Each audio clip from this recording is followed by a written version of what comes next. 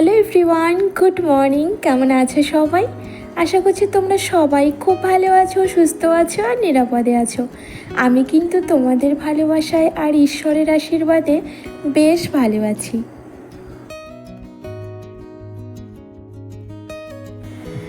আজকে সকালেও ঘুম থেকে উঠে দেখছি সূর্যি মামা বড় বড় চোখ করে আমাদের দিকে তাকিয়ে রয়েছে।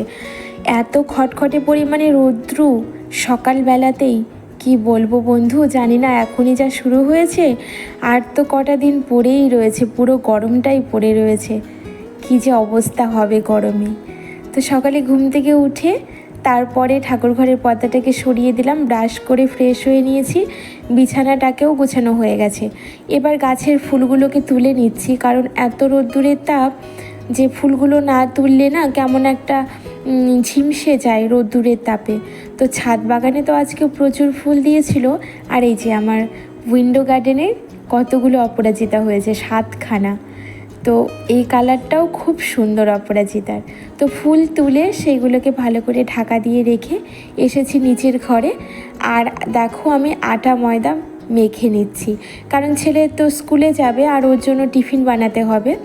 ওকে আজকে ভাবছি অনিয়ন পরোটা বানিয়ে দেব। তো সেই জন্য সবার প্রথমে আটাটাকে মেখে রাখছি, সেট হোক, তারপরে আমি ভাতটাকে বসিয়ে দেব। আর এদিকে ও যে খেয়ে যাবে তার জন্য দেখি একটু ডাল করব হয়তো রান্না, ভাবনা চিন্তা তখন অবধি করিনি। তো দেখো আটাটা মাখা হয়ে গেছে, আর এবারে আমি এই যে ঢাকা দিয়ে একটু রেখে দিচ্ছি।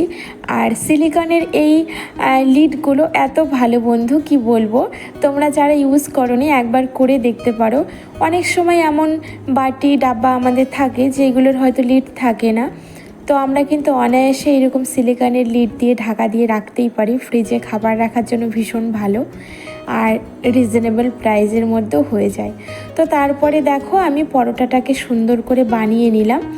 আর অনিয়ন পরোটার রেসিপি যদি তোমরা দেখতে চাও তাহলে অবশ্যই আমাকে কমেন্ট বক্সে কমেন্ট করো, আমি তোমাদের সাথে রেসিপিটি শেয়ার করব। আর একটা না তরমুজ এনেছিল আগের দিন আমার হাজব্যান্ড, তো সেই তরমুজটাকে কেটে পিস পিস করে কেটে ভাবলাম ওকে বক্সে দিয়ে দিই। শুধু টিফিনটা দিয়ে দিলে না আমার কাছে মনে হয় কেমন একটা অসম্পূর্ণ। সঙ্গে যে কোনো একটা হেলদি খাবার দিতেই হয়, ফ্রুট হোক বা অন্য টাইপের ড্রাই ফ্রুটস হোক, কিছু একটা দিলে বেশ ভালো হয়। আর এখন যেহেতু গরমকাল সেহেতু এই তরমুজ বলো, তারপর শশা বলো, এইগুলো খাওয়া কিন্তু ভীষণ ভালো। সবজিতে যদি প্রত্যেক দিন লাউ অ্যাড করতে পারি আমরা তাহলেও কিন্তু ভীষণ ভালো। ঝিঙে, এইগুলো খেলে আমাদের শরীর খুব ঠান্ডা থাকে। তো ওকে স্কুলে পাঠিয়ে দিয়েছি খাবার দাবার খাইয়ে। আর তারপরে দেখো আমার তো প্রচুর পরিমাণে ক্ষুধা লেগে গেছিলো, আমি কি খাবো, ওই জন্য চিয়া বীজ ভিজিয়ে রেখেছিলাম, সেটা বসে বসে আগে ভাবলাম খাই, একটু ঠান্ডা হই। পাখাটাকেও চালিয়ে দিয়েছে আর চিয়া বীজটা খেয়ে নিলাম। তারপর রান্না বসিয়ে দেখি কি করা যায়, ভাবনা চিন্তা করব।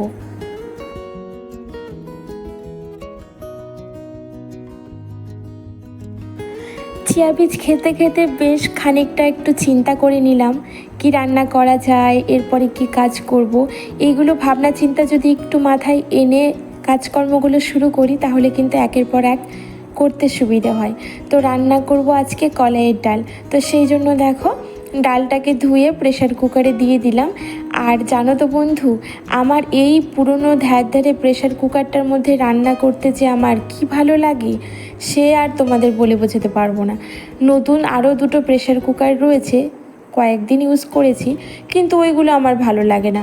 এই পুরনোটাই আমি ইউজ করব, আমার এটাতেই ভালো লাগে। সিটি কিন্তু পড়ে না জানো, ওই কেমন একটা আওয়াজ হয়, আর তাতেই বুঝে গেছি যে এত মিনিট হলেই আমার ডালটা সেদ্ধ হয়ে যাবে। আমার একটা আইডিয়া হয়ে গেছে। তো দেখো ডালটাকে বসিয়ে দিলাম সেদ্ধ করতে। আর এই দিকে দেখো চা খাবো, কিন্তু চা পাতাটা একদম ডাব্বাতে শেষ হয়ে গেছিলো, তো ঢেলে নিলাম। আর আমি না এই তোমার ব্রুক বন্ড তাজার যে চা পাতাটা, এটা ফার্স্ট টাইম এনেছি, অনেক দিন আগে খেয়েছিলাম। তো তারপরে মাঝখানে টাটা টি গোল্ডটা ইউজ করতাম, আজকে আবার এটা আগের দিন এটা আবার এনেছি জানো তো, অনেকটা কম প্রাইসে পেয়েছি। ছেলের জলের বোতল কিনতে গিয়েছিলাম তখন এনেছি, প্রচুর পরিমাণে কম হয়েছে জানো তো, সেই জন্য তুলে নিয়েছি। আর দেখো এই যে গ্যাস ধরানোর যে লাইটারটা, সেই লাইটারটাও আমি কিনেছি জানো। কারণ আমার পুরনো লাইটারটা না খারাপ হয়ে গেছে, বারবার ফায়ার করতে হয়, তো বিরক্তি এসে গেছিলো। তো সেই জন্য একটা লাইটার কিনলাম, কিন্তু পুরনোটা না ফেলিনি, রেখে দিলাম, কখনো দরকার লাগতে পারে।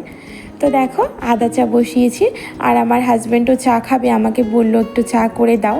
ছেলেকে স্কুলে দিয়ে চলে এলো, আর খুব চা পিপাসা পেয়েছিল। আমারও তো চা খেতে ভালোই লাগে, তো আজকে ভেবেছিলাম স্কিপ করব, খাবো না, কিন্তু ওই যে আমার হাজব্যান্ডের জন্য বানাতেই হলো, বললো একটু কড়া লিকারে আমাকে আদা চা দাও। তো ভাবলাম চলো আমার জন্য 1 কাপ খেয়ে নিই, সুযোগ পেলে ছাড়ে কে। তো 2 কাপ চা বানিয়ে নিলাম, আর এই চায়ের না ফ্লেভারটা ভীষণ স্ট্রং, আমার তো ভীষণ ভালো লাগলো। একটু চেঞ্জ করলে কিন্তু বেশ ভালো লাগে। আর সঙ্গে কতগুলো বিস্কিট নিয়েছি দেখো, বিস্কিটগুলো কিন্তু আমি খাবো না, আমার হাজব্যান্ড নাকি সকালবেলা করে এখন 5টা 7টা করে বিস্কিট খায় চায়ের সঙ্গে ডুবিয়ে ডুবিয়ে। আমি তো খাই না, আর যখন সকালবেলা চাটা খায় আমার হাজব্যান্ড, তখন আমি খুব কমই উঠি, সকালবেলার চাটা আমি বানিয়েই দিই না, নিজে বানিয়ে খেয়ে নেয়। সেকেন্ড টাইম যে চাটা খাই সেটা আমি বানিয়ে দিই। তো দেখো সব চা খাওয়া কমপ্লিট হয়ে গেছে, এবারে যা বাসনপত্র পড়েছিল সেইগুলোকে ফটাফট করে মেজে নিই।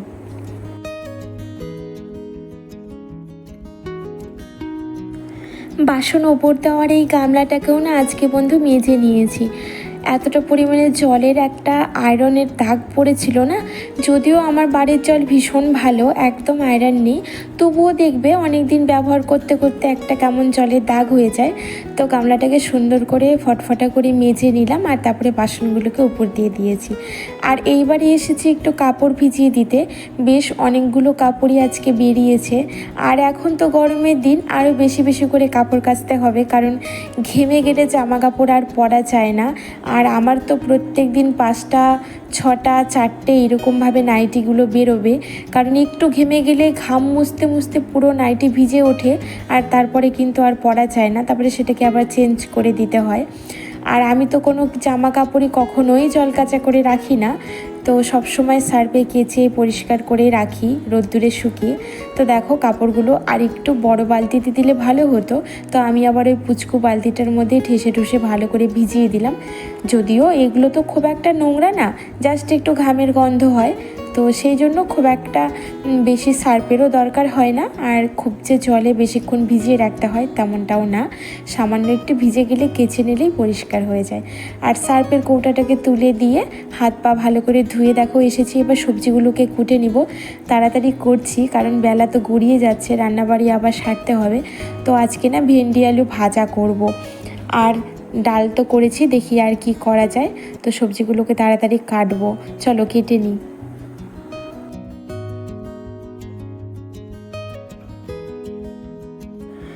আমি মধ্যবিত্ত এবং সাধারণ, আর এত সাধারণ মধ্যবিত্ত হয়ে কখনো স্বপ্ন দেখতে নেই, কখনো উড়ব এই কথাটা ভাবতে নেই, আপন তালে চলবো সেই কথাটাও ভাবতে নেই, ভালো কিছু করব সেটাও ভাবতে নেই। না বন্ধু, এই কথাগুলো আমার কাছে মনে হয় এখন বাস্তব জীবনে দাঁড়িয়ে সম্পূর্ণটাই ভুল। আগে শুনতাম এই কথাগুলো, মধ্যবিত্তের লাগাম টেনে স্বপ্ন দেখতে হয়, চলতে হয়, কিন্তু আমি যখন আমার জীবনের জার্নিটা চলছি, এত দূর অবধি এসেছি, তখন তো আমার মনে হয় যদি আমরা স্বপ্ন না দেখি তাহলে আমরা স্বপ্ন কখনোই পূরণ করতে পারবো না। আর স্বপ্ন দেখি বলেই কিন্তু আমরা বেঁচে থাকি। এই যে প্রত্যেক দিন সূর্য উদয় হয়, সূর্যাস্ত চলে যায়, দিনের শেষে কিন্তু আমরা স্বপ্ন দেখি প্রত্যেক দিন যে কালকে আবারও একটা নতুন সূর্য দেখতে পাবো, নতুন আলো, নতুন দিন, নতুন সকাল। এই যে স্বপ্নটা আমরা দেখি, তাতে কিন্তু আমরা জীবনে এগিয়ে যাওয়ার অনেক রাস্তা খুঁজে পাই, আমাদের মধ্যে অনেকটা পজিটিভিটিও কাজ করে। স্বপ্ন দেখো বন্ধুরা, তোমরাও স্বপ্ন দেখো। স্বপ্ন না দেখলে আমাদের স্বপ্ন কখনোই আমরা পূরণ করতে পারবো না, এই অবধি স্থগিত হয়ে যাবে।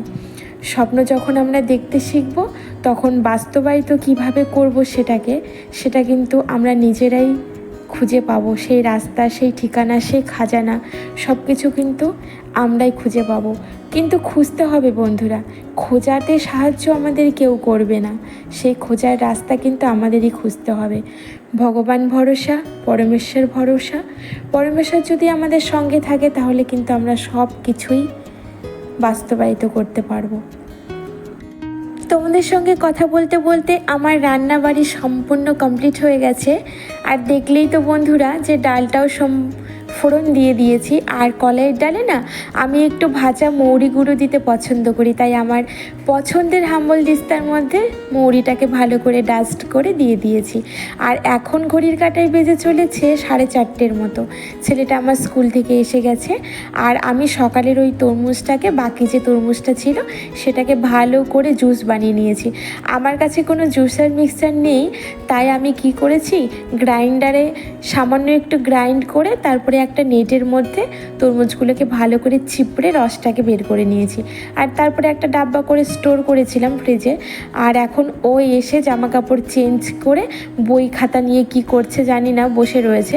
তো ভাবলাম, বললো মা আমি টিফিনটা খেয়েছি, পেটটা ভরা ভরা রয়েছে, আমাকে একটু ঠান্ডা কিছু দাও। তো বললাম তরমুজের জুস খাবি? বললো ঠিক আছে দাও। ও মা, তো আমি ভালো করে একটু তরমুজের জুসটাকে বানিয়ে দিলাম, মেকিং করে দিলাম। ওর মধ্যে একটু পানিপুরি মশলা দিয়েছি, একটু বিট নুন দিয়েছি, যে শরীরে তো ঘাম হয়েছে, নুন চিনিটা বেরিয়ে গেছে তাই একটু দিই, কিন্তু শুধু চিনিটা অ্যাড করিনি। তার যা মুখের আকৃতি ভঙ্গি করলো, দু একবার খেয়ে বলছি কি বাজে খেতে, কি জঘন্য খেতে, আমি খাবো না। আমি বারবার বলছি খা, ও বলছে খাবো না। এই দুজনের একটা তর্কযুদ্ধ বেঁধে গেল। তারপরে মুখের যে অঙ্গভঙ্গি কি বিচ্ছিরি। তো তারপরে আমি ওকে খাইয়ে দিয়েছি, 1 গালের মতো 2 গালের মতো ভাত, বেশি খেলো না। আর ছাদে জামা কাপড় ছিল সেইগুলোকে এনে গাছগুলোতে জল দিয়েছি সন্ধে দিয়ে। দেখো আমি রেডি হয়ে গেছি। আর যাচ্ছি কোথায় জানো, মাসের বাজার করতে। আর এই দেখো এই রাস্তাটা, এখানে ধূপকাঠি ছিল, ধূপকাঠির শোরুম, ওখান থেকে ধূপকাঠি কিনে সঙ্গে সঙ্গে বেরিয়ে গেলাম। আর এই পাশে যে দোকানগুলো দেখছো ওপো লেখা ছিল, সেই দোকানে যে বাড়িটা, সেটা কিন্তু আমার দিদার বাড়ি। মানে ছোটোবেলাতে এই বাড়িটাকে ঘিরে যে কত মানে স্মৃতি রয়েছে, কত আনন্দ করতাম এই জায়গাটাতে বসে বসে। ছোট্ট একটা সজনে ফুলের গাছ ছিল, সজনে ডাঁটা, ওই গাছের উপরে চড়ে বসে সব রাস্তার লোকজন দেখতাম, খুব মজা করতাম, লাফিয়ে লাফিয়ে উঠতাম। আর এই ঠিক কাছেই হচ্ছে স্মার্ট বাজার, এসে গেছি। আর যদিও সমস্ত বাজার এখান থেকে করা হয় না, কিছু ছোটোখাটো জিনিস দরকার হয়, সেইগুলোকে আমি অন্য দোকান থেকে কিনি। তো এইখানে বড় বড় জিনিসগুলো ভীষণ অফারে পাওয়া যায়। আর যেহেতু এখন ঈদের সিজন, ঈদ চলেই এসেছে, সেহেতু প্রচুর পরিমাণে অফার দিয়েছে। প্লাস নববর্ষ, প্রচুর অফার চলছিল, মোবাইলে তো মেসেজ আসতেই থাকছিল। তো দেখি কি পাওয়া যায় না যায়। তো ঢুকে দেখো ক্যামেরা অ্যালাউ ছিল না, আমি চুরি চুরি করে একটু ক্যামেরা করেছি। আর বিল আমার বাজার করা কমপ্লিট হয়ে গেছে। আর বিল করতে আমার হাজব্যান্ড লম্বা লাইনে দাঁড়িয়েছে। দেখো বন্ধু, এই পাশেও লম্বা লাইন বিল করার, এই পাশেও, দুটো পাশে পুরো ভর্তি। আর আমি এতক্ষণ দাঁড়িয়ে থেকে না হাঁপসে গেছি, তাই একটু বসেছি। আর এইখানে দেখো চকলেট, ওই ছোটোবেলায় যে ঝাল চকলেট খেতাম, তারপরে ম্যাঙ্গো চকলেট, অরেঞ্জ জুস চকলেটগুলো, লেমন জুস চকলেটগুলো, সেই চকলেটগুলো ছোটো ছোটো প্যাকেটে করে ঝুলানো ছিল। তা আমি আবার একটু ক্যামেরা বন্দি করলাম। তারপরে বাড়ি চলে এসেছি। আর দেখো কত কি কিনে এনেছি। সত্যি বন্ধু জানো তো, যখন এত বাজারপত্র করি মনে হয় বাবা গো এত খাই, ভগবান যদি আমাদের না খেতে হতো, যদি সামান্য কিছু খেলেই হয়ে যেত আমাদের, তাহলে কিন্তু আমরা প্রচুর টাকা সেভিংস করতে পারতাম, বলো বন্ধু? না বন্ধু, আমি ইয়ার্কি করছি তোমাদের সাথে। তো দেখো আমি তো সফলার ওটস খাই, আর আজকে না কেলগসের ওটস নিয়েছি। কারণ প্রথমে সফলাটা নিয়েছিলাম, তারপরে দেখছি কেলগস ওটসে প্রচুর পরিমাণে ডিসকাউন্ট, মানে পুরো হাফ দাম। তো তখন আবার ওটাকে রেখে এটাকে চেঞ্জ করেছি। আর এই যে ভিটামারি একটা বড় বিস্কিটের প্যাকেট নিয়েছি। আর তোমরা যদি মেরি বিস্কিট খেতে পছন্দ করো তাহলে কিন্তু অবশ্যই এই ভিটামারি বিস্কিটটা খেও। আমার তো সব মেরি বিস্কিটের মধ্যে এই বিস্কিটটা বেস্ট লাগে, দারুণ লাগে। আর দেখো কত কি নিয়েছি। এই যে দেখো ক্লিনিক প্লাসের শ্যাম্পু নিয়েছি একটা, আর আমি এগ প্রোটিনটা ইউজ করি, কিন্তু আজকে না রাইস ওয়াটারটা নিয়েছি। আর হুইসপার নিয়েছি একটা, আমার একটা রয়েছে, একটাতে হয়ে যাবে। আর এই দেখো কমফোর্ট নিয়েছি, হরলিক্স নিয়েছি, প্রচুর বাজার করেছি, প্রচুর বন্ধু।